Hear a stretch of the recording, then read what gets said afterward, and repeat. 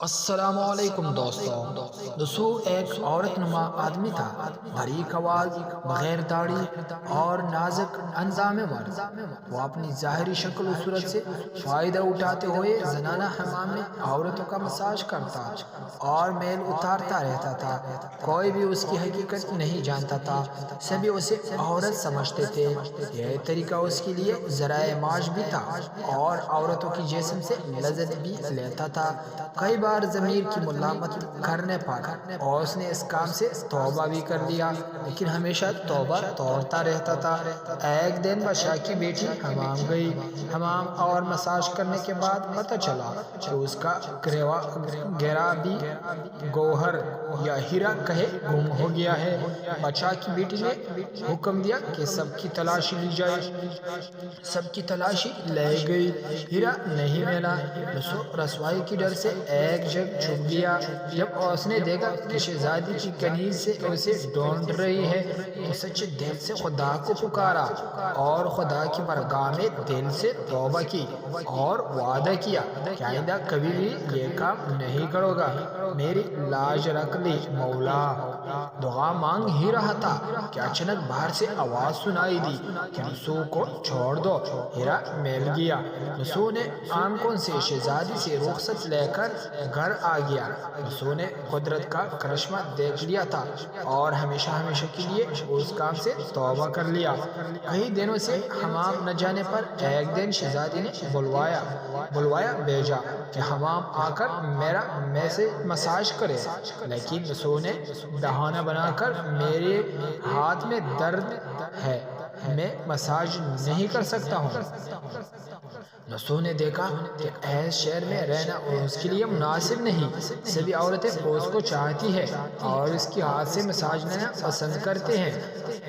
جتنا بھی غلط طریقے سے مال کمایا تھا نسو نے سب غریبوں میں بانٹ دیا اور شہر سے باہر نکل کر دور میل چلا گیا۔ پہاڑ پر ڈیرا ڈال کر اللہ کی عبادت میں مشغول ہو گیا۔ ایک دن اس کی نظر ایک بھینس پر پڑی جو اس کے قریب گھاس چرا رہی تھی۔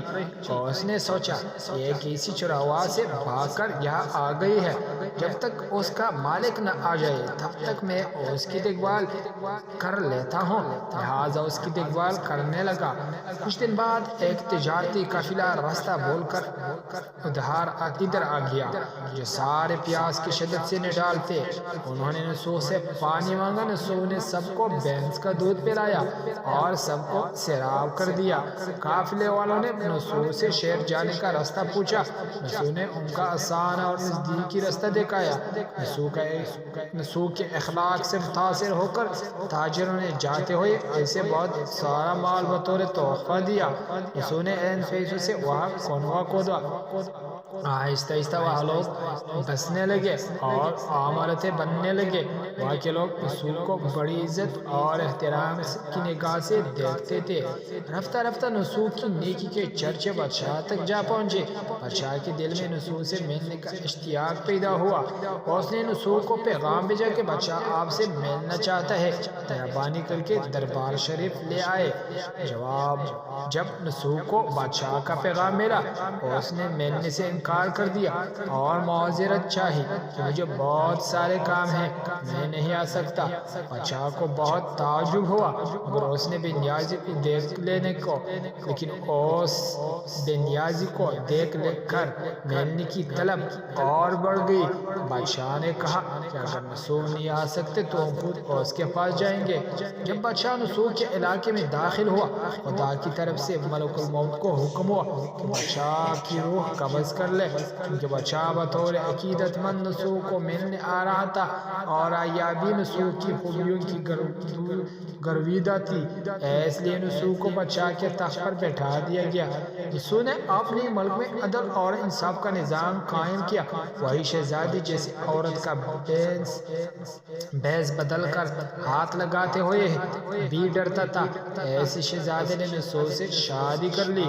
ایک دن نسو دربار میں بیٹھا لوگوں کو داد رسی کر رہا تھا کہ شخص برداد ہوا اور کہنے لگا کہ کچھ سال پہلے میری بھینس گم ہو گئی تھی، بہت ڈھونڈا مگر نہیں ملی، برائے مہربانی میری مدد فرمائے۔